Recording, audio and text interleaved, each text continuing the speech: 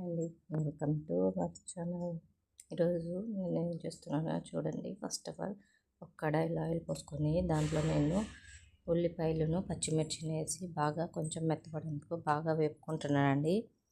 ఇది వచ్చేసి నేను చికెన్ కర్రీని చేస్తున్నాను. సో ఒకసారి ఈ స్టైల్లో కూడా మీరు ట్రై చేసి చూడండి. చాలా అంటే చాలా బాగుంటుంది. చూసారా, ఇలా వీడియోలో చూపించే విధంగా ఇలా బాగా మగ్గిపోయిన తర్వాత చూసారా, బాగా మగ్గాయి కదా, ఇలా అన్నమాట.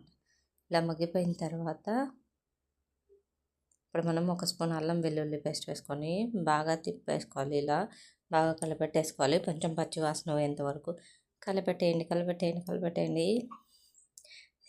ఇలాగే మాట్లాడతామండి మన సైడ్ మేము, అందుకని మీకు కూడా చూసారా. ఇలా కలిపెట్టిన తర్వాత ఇప్పుడు మనం ఒక టమాటా ముక్కలను కూడా ఇలా వీడియో చూపించాను, సన్నగా ముక్కలు కట్ చేసుకొని ఇలా వేసేసుకోవాలన్నమాట. తర్వాత ఇలా టమోటాలు కూడా వేగిపోయిన తర్వాత శుభ్రంగా కడిగించుకున్న చికెన్ ఇలా యాడ్ చేసేసుకోవాలి.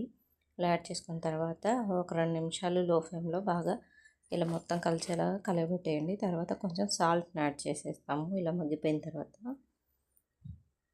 చూసారా, మనమైతే సాల్ట్ అయిపోయాక కారం పొడి, పసుపు, ధనియాల పొడి, గరం మసాలా ఇలా అన్నీ వేసేస్తాం కదా. అలా కాకుండా ఇది సింపుల్గా అనమాట. వైజాగ్ సైడ్ వాళ్ళు కారము, ధనియాల పొడి, పసుపు పొడి మొత్తం అన్నీ వేసేసి మిక్స్ చేస్తారనమాట. అంటే పసుపు కొమ్ములు, పచ్చిమిర్చి, ఎండుమిర్చి అనమాట, పచ్చిమిర్చి కాదు, ఎండుమిర్చిను అలాగే ధనియాలు మొత్తం కలిపించి వాళ్ళు మిషన్ పట్టేస్తే ఇలా పొడి చేసుకుంటారు. అది ఒక స్పూన్ వేస్తే చాలా స్పైసీగా ఉంటుంది, ప్లస్ టేస్ట్ కూడా బాగుంటుందండి. నాకు కూడా ఇది వరకు పంపింది. సో చూసారా, ఇప్పుడైతే మేము నిన్న పెట్టాను కదా బిర్యానీ గురించి, ఇప్పుడైతే ఇది చికెన్ గురించి అనమాట. బిర్యానీ చికెన్ కాంబినేషన్ చాలా బాగుంటుంది. అలాగే నేను మామూలు రైస్లోకైనా ఇది చాలా అంటే చాలా బాగుంటుంది. ఇప్పుడు తర్వాత వేగిన తర్వాత ఒక గ్లాస్ వాటర్ వేసి బాగా ఉడికిచ్చేసాను.